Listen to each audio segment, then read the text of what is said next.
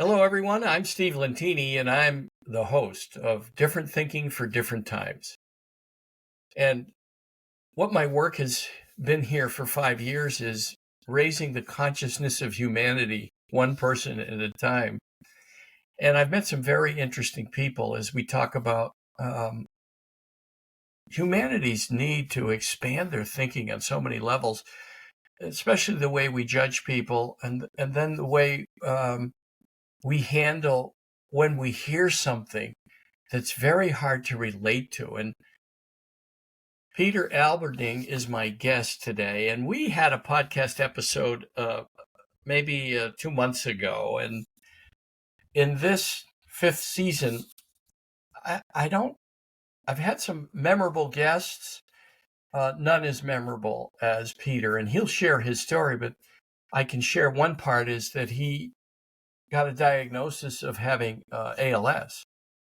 And I'm going to let him tell you more about that. And it's much different than what I've been talking about, what I went through, for example, because for me, I was in the middle of doing a seminar, and 1 second I was fine, and the next second I wasn't. And I was thinking about Peter's diagnosis, and there was no way for me to relate to that,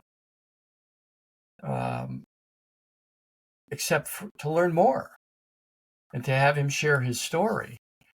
And certainly, it's a message of empathy and understanding, but appreciation for people's journeys and acceptance of everyone's different journeys, and that we all have such a wide variety of different experiences.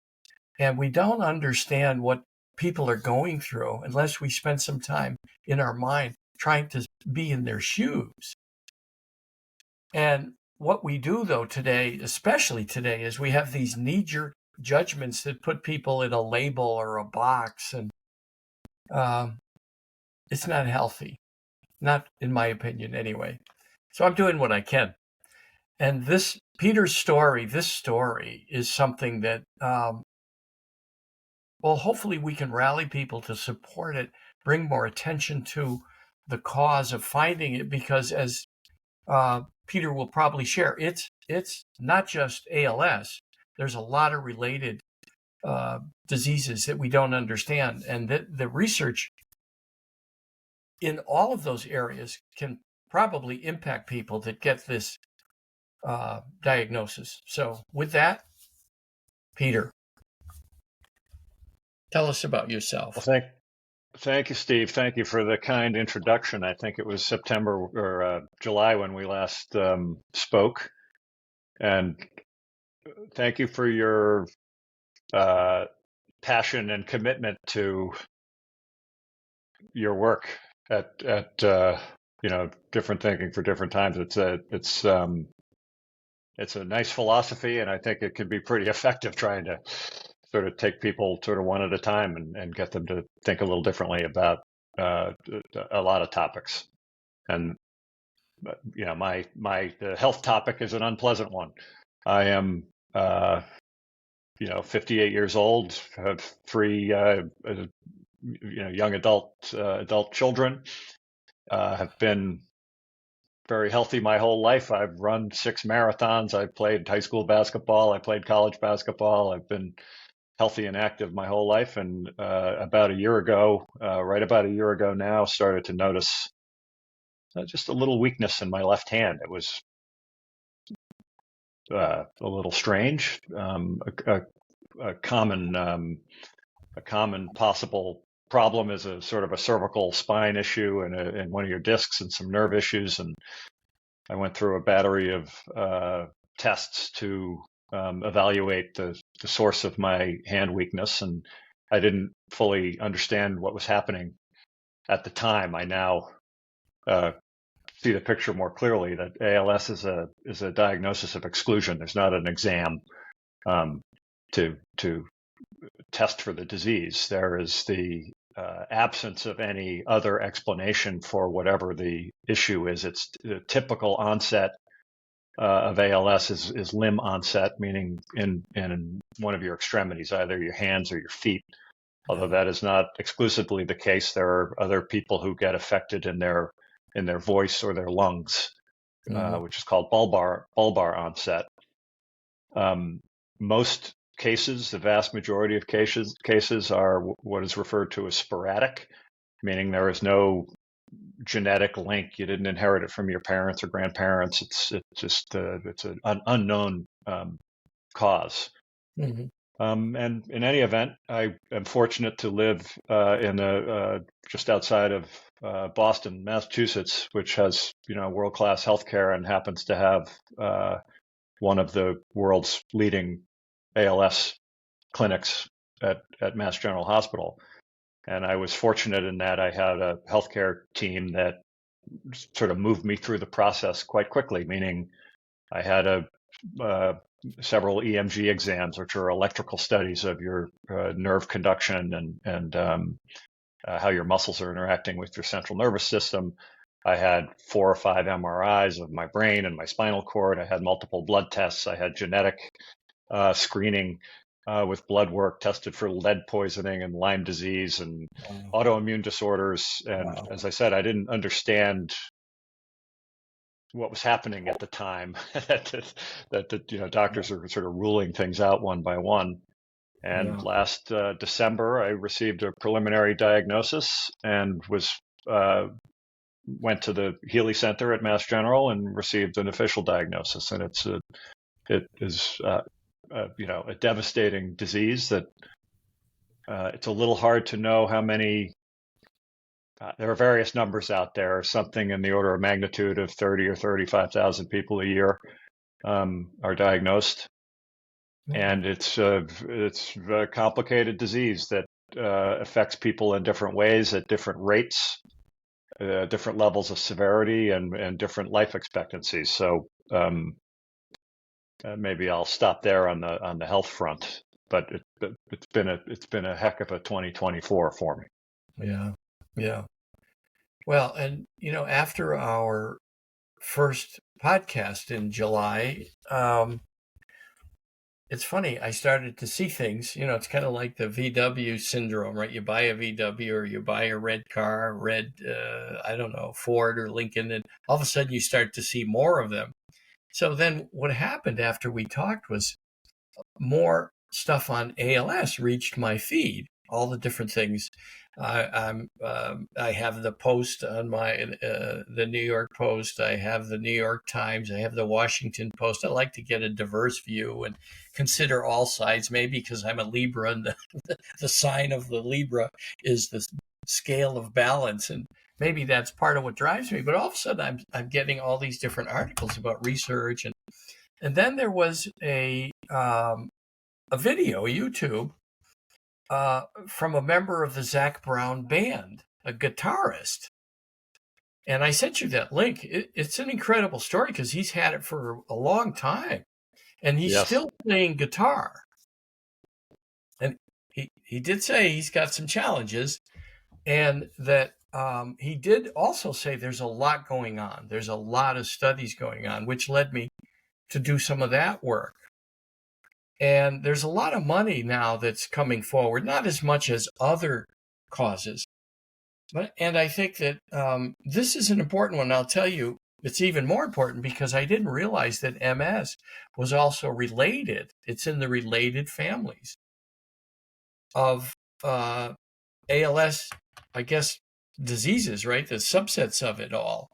And my stepdaughter, Ashley, had MS, and due to a clinical, I say had, because she qualified. She was, I think, 20 at the time when they said, you qualify for this new drug, and we're going to give it to you. And I think it was infused twice a year, or maybe it was once a quarter in the beginning, and then it was twice the second year and once the third year. Right now, as they monitor her, she has no symptoms. And of course, now There have she's been, having yeah, there have children, and been yeah, remarkable breakthroughs in MS, and I think the sort of the big three, if I may phrase it that way, that have sort of the most similarity would be ALS and Alzheimer's and Parkinson's disease right, are all right. sort of along a similar continuum. And First um, cousins. yeah, ALS has attracted significant investment in the last, for many years, but in particular in the last 10 years, there are some prominent advocates, ALS patient advocates, who have done remarkable work. Mm-hmm. One of whom I've had some conversations with, a man named Dan Doctoroff, who was a significant player in the Bloomberg administration in New York City, and has actually has a genetic variant of ALS. He had two family members who have passed away from ALS, and he has raised, several $100 million and organized a lot of attention around ALS and ALS research, and has done remarkable work, particularly given his work history and his ability to organize folks around a cause. Yeah. Another person who's been very prominent is a man named Brian Wallach, who's in Chicago, who worked in the Obama administration. He founded a company called Synapticure, which is doing incredible work. One of the challenges for lots of folks who are diagnosed with ALS who don't happen to be as fortunate as I am to live in Boston or in Baltimore by Johns Hopkins, or in Atlanta where there's a great center. There are a handful of great ALS clinics in the United States, but less availability to expertise from the medical community in other parts of the country. And Synapticure has basically created a healthcare model for ALS patients who, may live in North Dakota or somewhere where it's very difficult to get access to a multidisciplinary clinic that provides access to neurologists and nurse practitioners and other healthcare providers virtually, that is doing fantastic work. And Brian Wallach has created that, obviously with support of other folks, around him and in his team. But he's done tremendous things. Yeah. Steve Gleason is another prominent athlete who with ALS, who has brought significant attention and resources.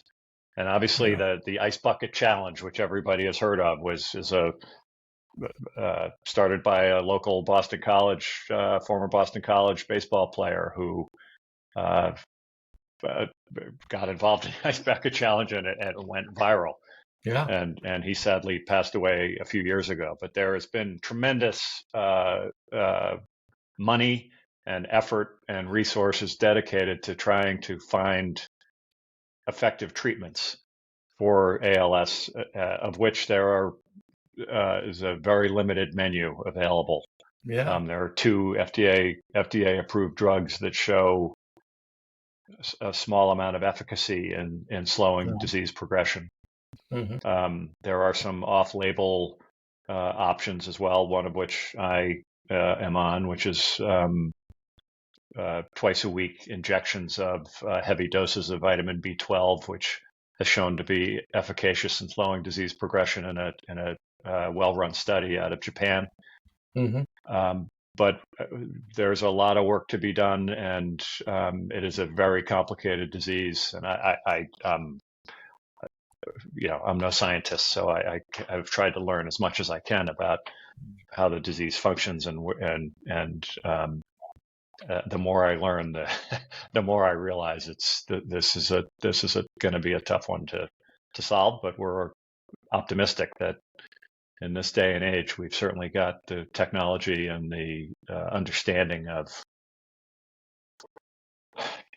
human biology and how the central nervous system works to be on a path that is demonstrating lots of good results in phase 1 and phase 2 clinical trials. And the patient community, myself included, is hopeful and optimistic that that something will be discovered soon that works. Yeah. Well, I was surprised at all the people that are doing research. And then you mentioned the Ice Bucket Challenge. ALS raised $154 million since then, which is 2014. So in 10 years, they've raised 154 million. I would have thought they would have raised $1 billion in 10 years. There is so much money going around for research, and this is where it's wonderful that you have generous, wealthy people like Mayor Bloomberg and his company, the Bloomberg Company. He's very generous. And, sometimes we make wealthy people wrong in this country. There's this idea they don't pay their fair share. And sometimes I say, well, who would you rather have it? Organizations that are helping others and doing research like this, or the government? I'm not so sure the government spends it very wisely, but we're not going to get into politics today. Yeah. But Well, I would say both.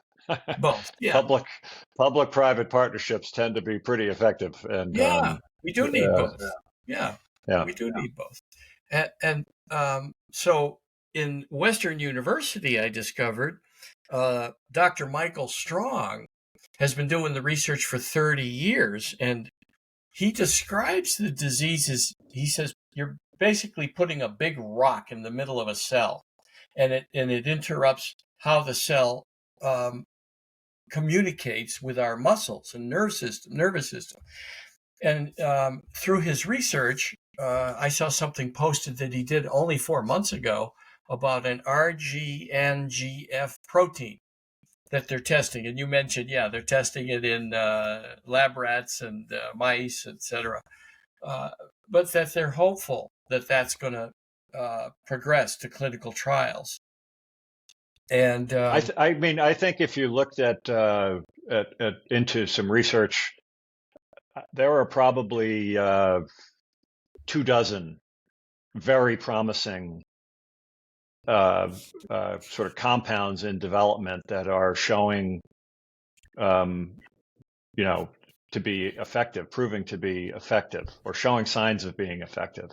I think the one of the big challenges in evaluating the efficacy of any of these drugs is the disease is so heterogeneous, meaning you could have 1,000 patients with ALS and they're all different in terms of right. how quickly they're progressing, what somebody's life expectancy is, and it's different than trying to study a cancer tumor, right? If you're providing a medication and the tumor stops growing, you can say, hey, look at that, or the tumor shrinks, or the tumor goes away. It's easily measured. And one of the challenges is that for any individual, if I were on I'm on a couple of medications. Who knows if it's helping slow progression or not? It's very difficult to evaluate on an individual basis. And therefore, you need to do it and do studies with thousands of people who have limited life expectancies and look at aggregate numbers. And so these, I saw news of a phase 2 clinical trial that was successful a few weeks ago, and the trial was it took 6 years to complete the phase 2 trial. Wow. So very, very difficult.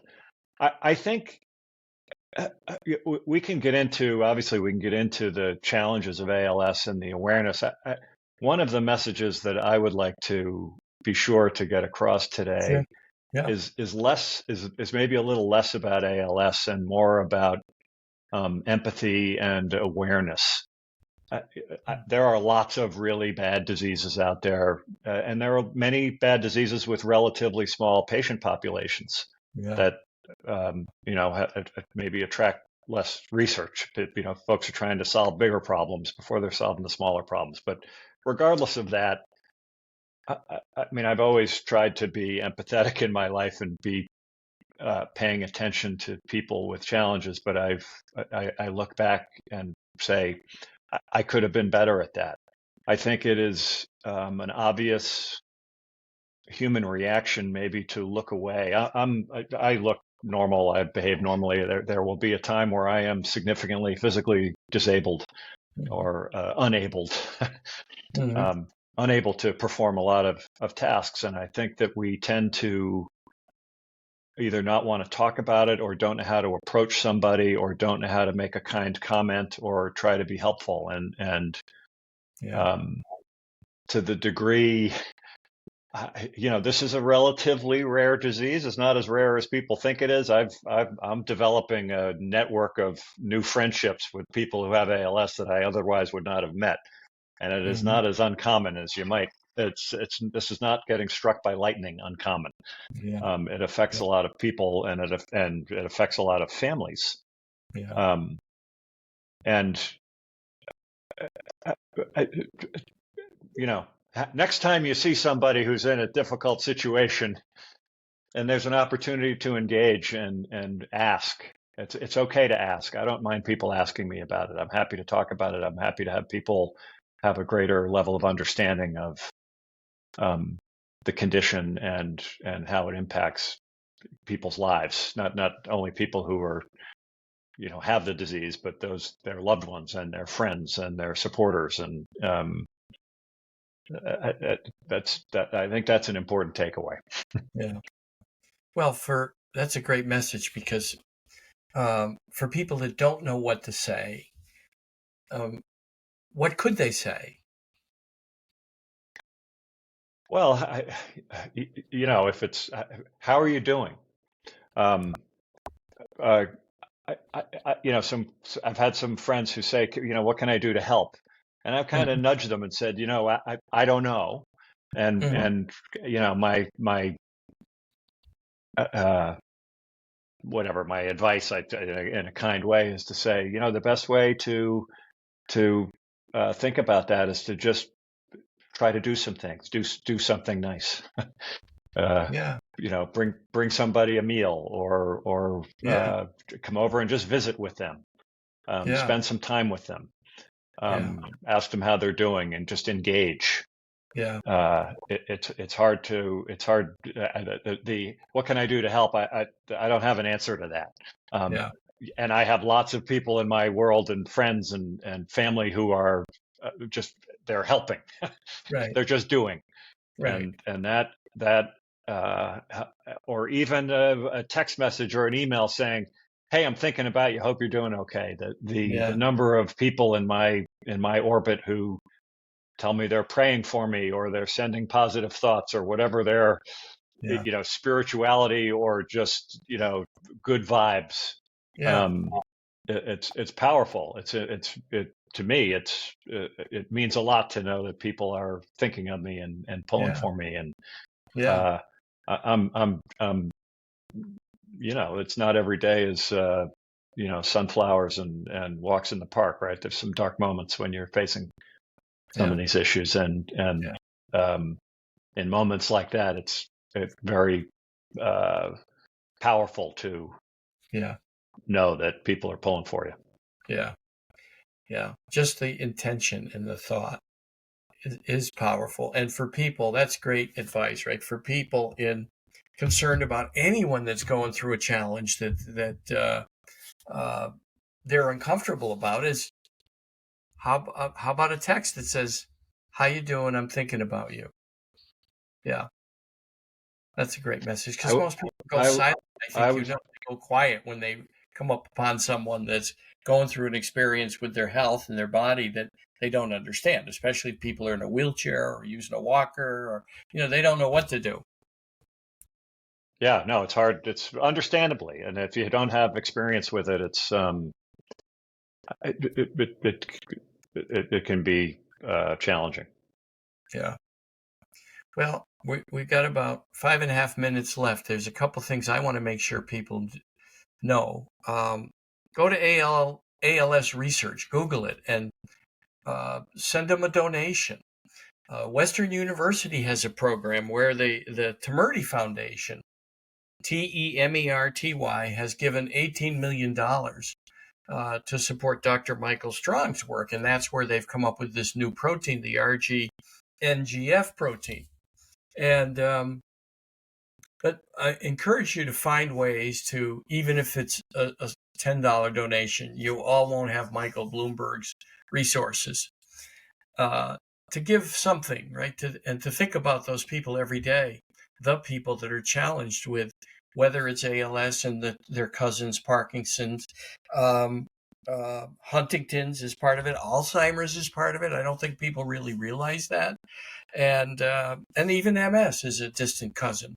So any of those right, motor neuron diseases, and I think it's important to get the word out and for people to understand they're helping by doing that as well. They're helping by doing that as well. Yeah. The other category that I think would be important to mention is obviously helping to fund research is enormously helpful. The other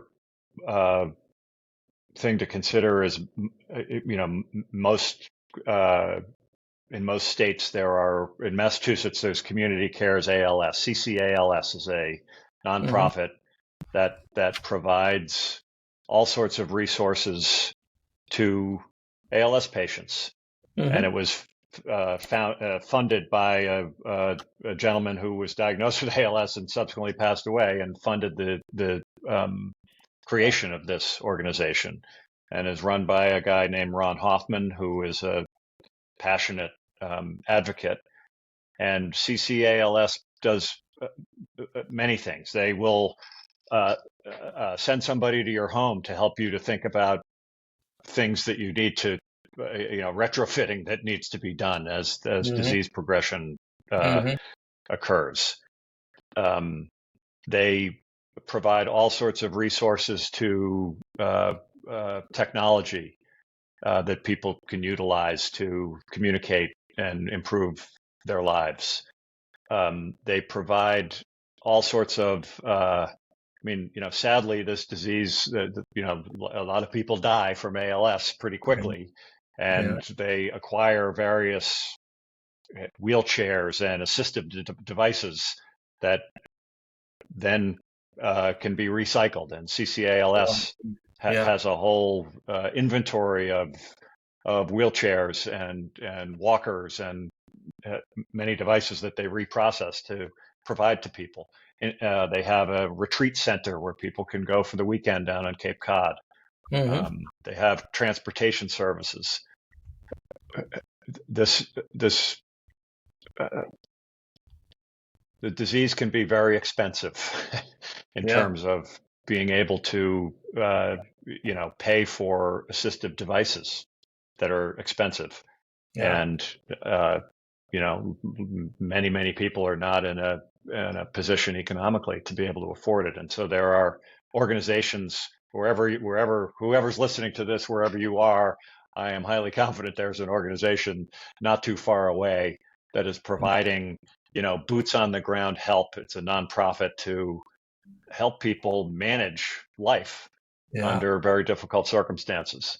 Yeah. And that that can be a more direct way to help those afflicted. Yeah. I like that. And I'll put it, I've been taking notes so I can put it into the show notes to give people some guidelines and guidance about where they could help. And that's really important, right? The outreach is really important because, for the obvious reasons, right? People all of a sudden diagnosed with a disease that is going to progress, and they're going to need all kinds of things, like you said, in the home. Go look at the home and see what changes need to be made, and that costs a lot of money. It's not inexpensive, Yeah, I and if mean, people that don't have the putting a resources, ramp on your front stairs, for example, yeah, just having access yeah, to get in and out. yeah, Never mind shower equipment, bathroom equipment, yeah, you know, yeah, stuff in the kitchen, whatever. yeah. There's a lot. Door Well, handles. a lot of yeah, and a lot of homes don't have entrances into some rooms that are wide enough for some of the wheelchairs, especially some of the motorized Exactly. ones. Yeah, yeah, no, that's a great point, and I think that, um, along with funding research, it might even be more of a direct impact, um, to fund the things that you just spoke about, right? For example, CCALS, and to I'm sure there's other organizations throughout the country that do similar work. And so to direct people to find Absolutely. that'll Yeah. be great. All right, something you want to close with, leave people with. I'll end where we started, which is thank you for raising awareness to the disease and folks afflicted by it, and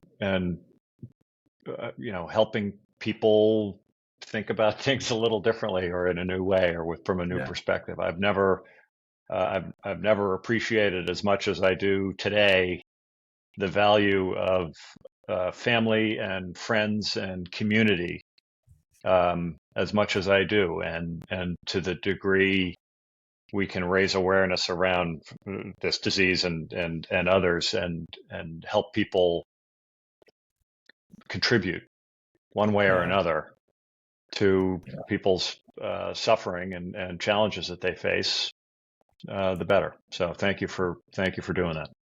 yeah. You're welcome. And um, the one way that people can increase their empathy is by having an understanding. And so, thank you. I'm grateful that you've been willing to do that, and that as people's awareness come and they understand what is going on in individual lives, because sometimes they hear about a star or like Lou Gehrig, and it's different than when they hear it from someone who might be living next door. Yeah. And Well, and the impact, believe me, I I didn't have this on my bingo card.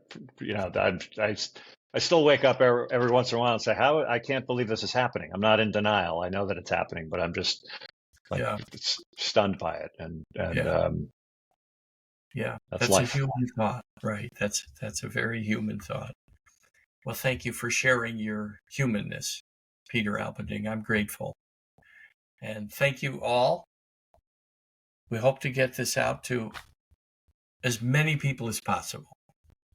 Thank you again, and I'm grateful. Oh, I'm Thank you, looking for Steve. the. You're welcome, Peter.